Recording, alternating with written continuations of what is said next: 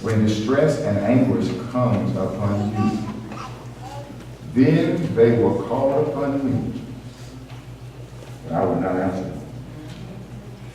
They will seek me diligently, but they will not find me.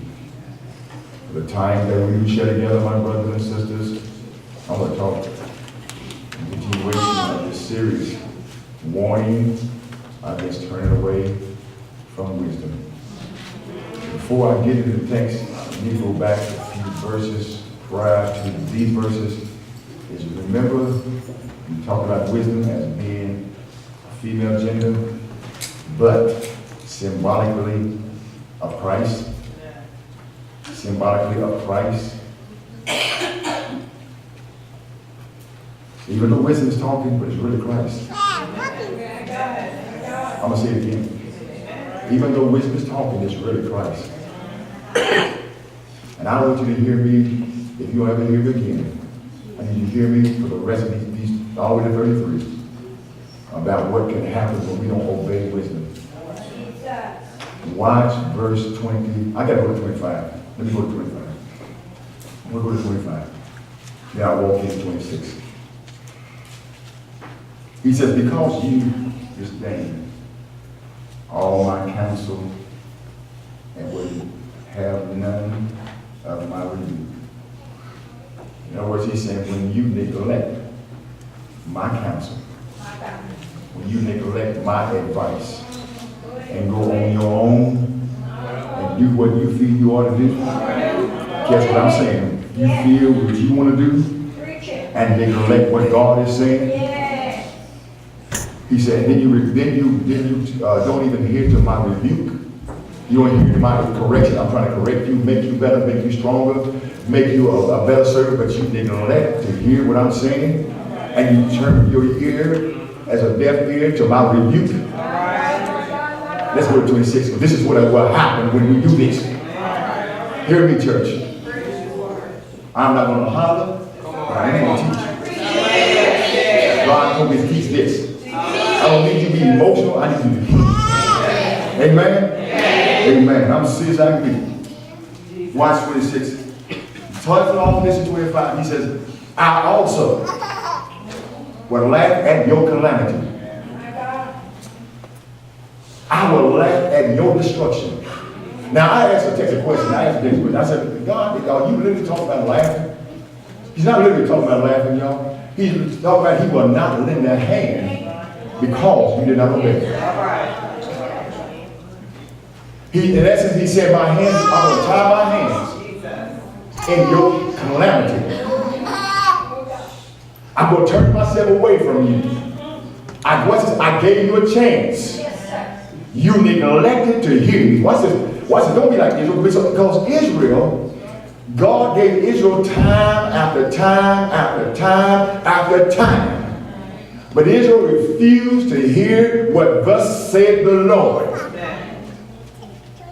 And in the 21st century church, we just like Israel. We come to church, we dance, we speak in tongues, but our life is still not changed.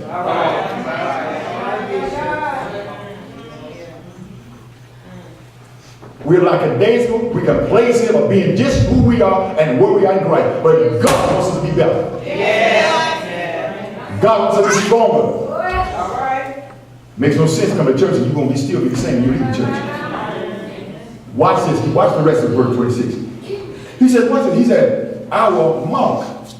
I will make fun when your terror comes.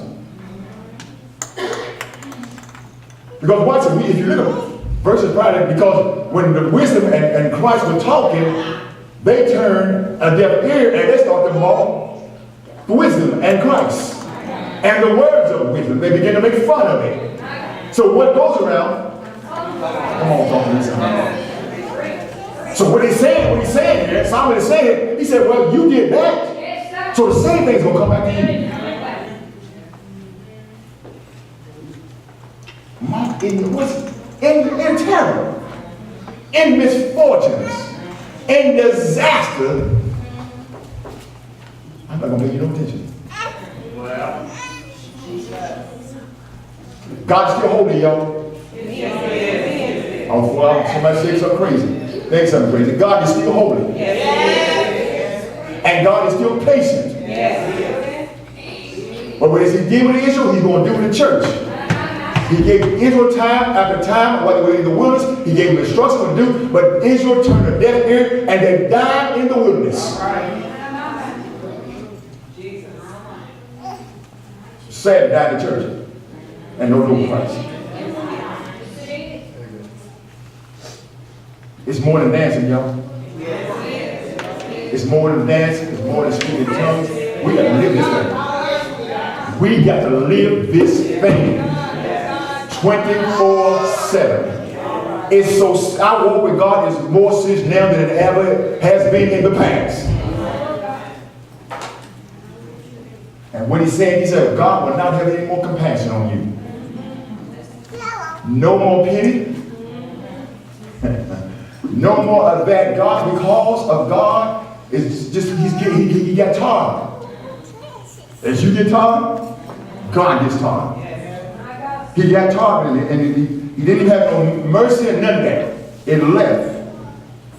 If man persistently refuses, listen to me, if man persistently refuse God's correction and God's guidance, this is what will happen.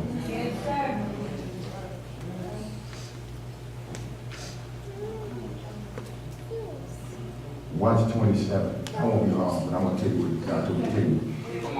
I struggle with this. I said, God, I got to say this. You better say this. Now, when you hear what you do, what you hear is up to you. Watch 27. 27 says, when your terror comes like a storm. When a storm comes, he blows everything in his path. He says, when your terror comes like a storm, it will blow all your stuff up in the air. All your stuff in the air. And your destruction, watch it, and your destruction will come like a whirlwind. They said a wind, it said a whirlwind. When a whirlwind comes, it takes everything in its path. It takes it out. Everything in its path. He said, it will come like a whirlwind. And when your distress and your anguish comes upon you, listen to this, payday will come. Payday will surely come. The judgment of God will come. And let me tell you this, God will judge righteously. Y'all hear me? God will judge righteously. God will cause a tornado in your life to come if you don't obey him.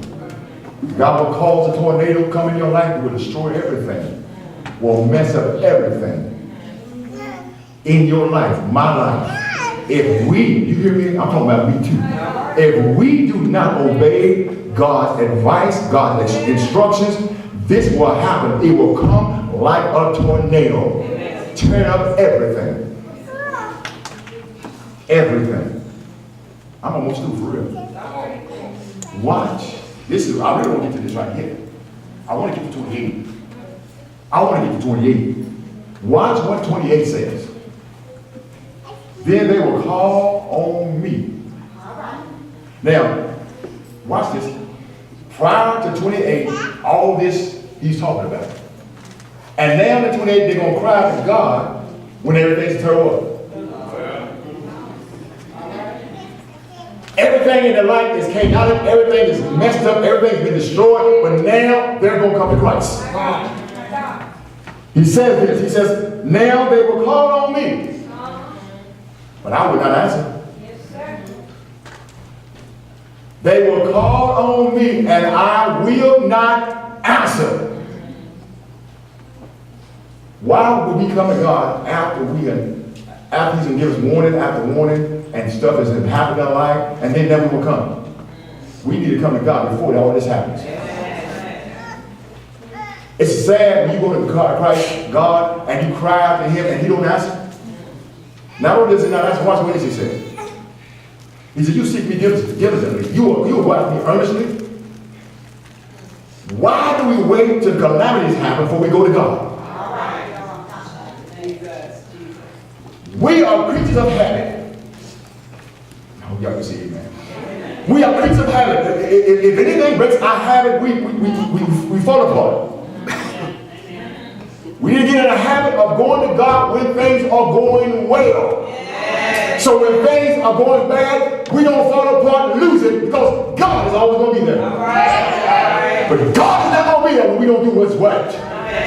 God is not going to be there when we walk in disobedience and we don't follow his advice and his lead. God will not be there. It's in the text. He said, you're going to go out there earnestly with all your heart, your mind, and you will not find me. That's sad. Go after me. And you're going to find me. Men will call on Christ and call on wisdom. They will be desperate. Desperate. They will be desperate because of what has gone on in their life, because they did not obey the counsel of wisdom and the counsel of Christ.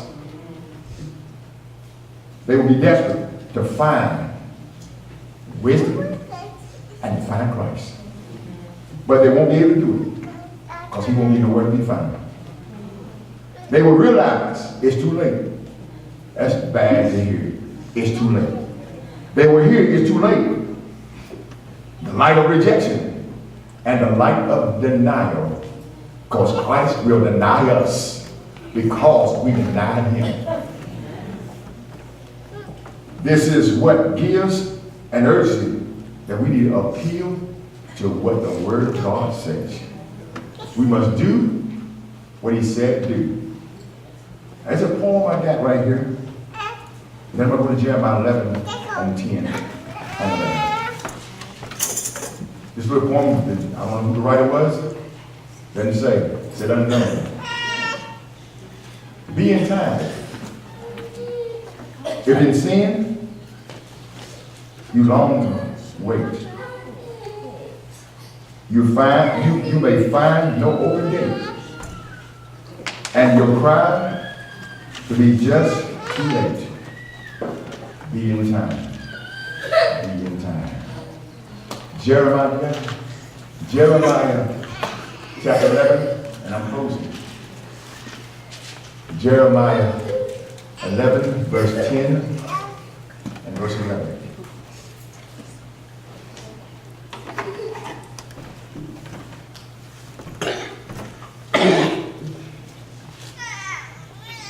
Israel, the people of God, the chosen of God,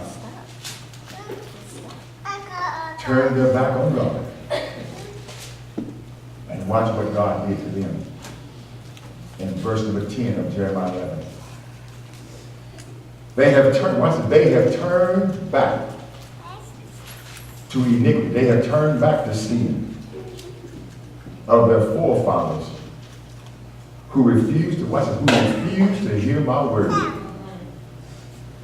You know what? I'll tell y'all something. We can sit in the church and refuse to hear the word of God. We have been, what did Lisa say? Okay, Lisa's us. We have been, as African Americans, we have been conditioned to be emotional people. We are emotional people. And so when we have emotional services and all that, but I want you to know God is saying today, you gotta get beyond being emotional and hear what God is saying. Because sometimes we're too emotional and we'll hear what God is saying.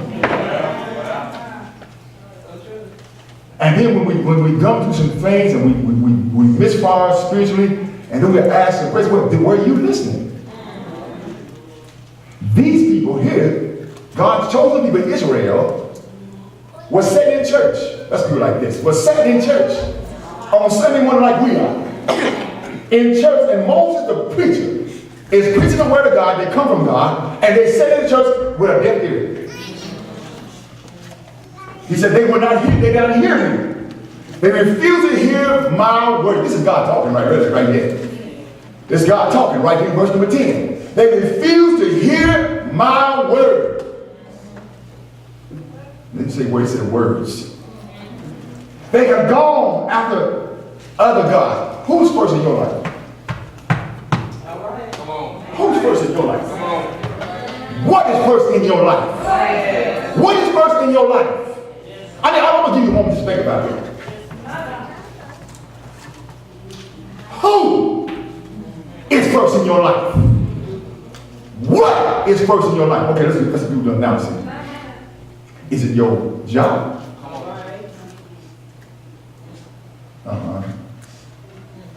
Is it your house? Is it your spouse? Is it your friends? Or is it you?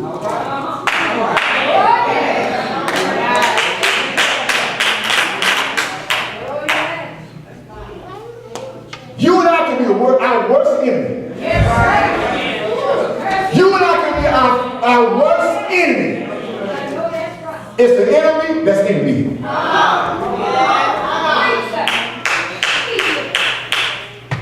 We sit in churches all over the world. Where God is going forth. And I'm going to be real with y'all. We on Facebook. Come on.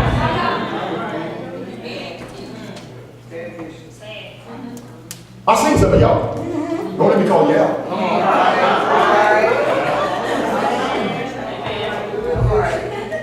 Some of y'all texting. What the word of God is going for.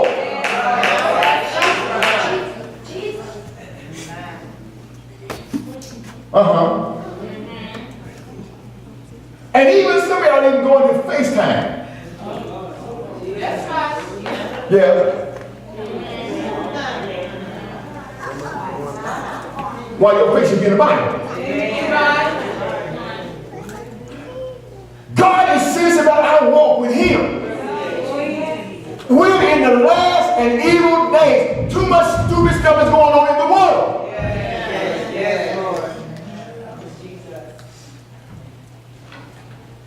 So we can be our worst enemy. So they said in the church, word going forth. The Church of Israel. Let me do it like that. I'm going to be practical. Church of Israel, fire baptized. Church. Pentecostal. Church of Holiness. Sitting in the church, fire baptized. But not hearing a word from the Lord. They refused to hear my words. They had gone after other gods. They gone after other stuff. But I remember the Bible says in Matthew 6 and 33, He tells me, seek ye first the kingdom of God and His righteousness. And all these other things that you and I may be going out there before Him will be added to us. There's first things first. First things first. According to the scripture, the Bible says, seek ye first the kingdom of God and His righteousness. What is right, and all the other things shall be added and provided for you. You gonna get mad at me? Come on. We a job more than we are with God. Come on. But we expect God to do something. We expect God to move on our behalf. But God is saying, I haven't heard from you lately. I missed you. But you know what? He misses us, but we don't miss Him. We're not on the same page with God. And God wants the churches across America and across the world to be on the same page with Him. Yeah. Elder Rowe, I'm crazy enough to believe the Bible. I'm stupid enough to believe what the Bible says. If He said, I am blessed in the city, I'm blessed in the field, I'm going to do what it takes to be blessed in the city and be blessed in the field. I'm not going to let nobody get a blessing in the field, but a blessing in the city. If you're not going where I'm going, holler. I'm on my way to heaven. I have no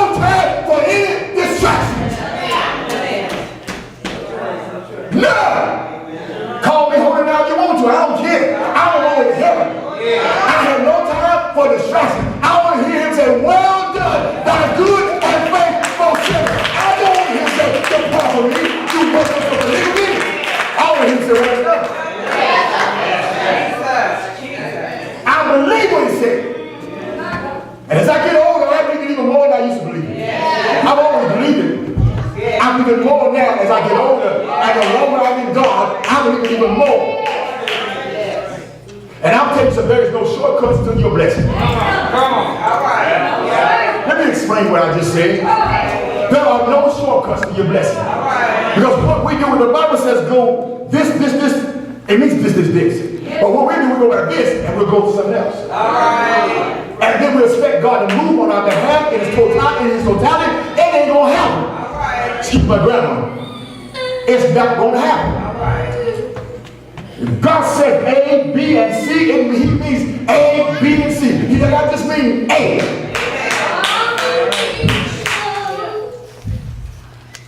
Watch the rest. Watch the rest of this. They gone to another God and served them. Who you serve? The house of Israel and the house of Judah have broken my covenant, which I made, watch this, which I made with their fathers. They broke the promise. Watch this. They broke the promise. Israel and Judah's praise broke the covenant. Come on. Let me know, and I will say to you and I, even though we praise Him, but we can still break the covenant.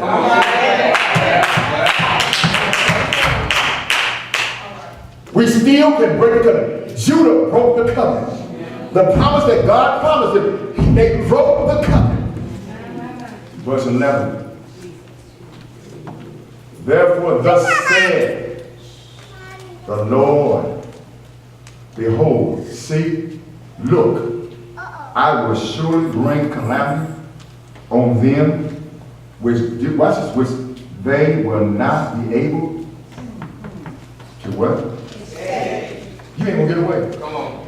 That's the book. Ain't me saying it. It's in black and white. He says, you will not escape. Care how quick you can run. How fast you can sprint. You're not going to escape. The Bible says you're not going to escape. And though they cry out for me, even though you lift your voice to me, cry out, Lord, help me. God, come my rescue. God, deliver me. God, save me.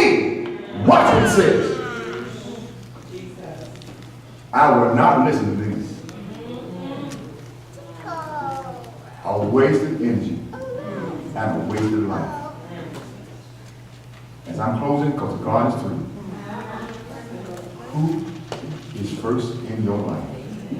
The Lord bless you. The Lord keep you. This is our prayer. Heaven.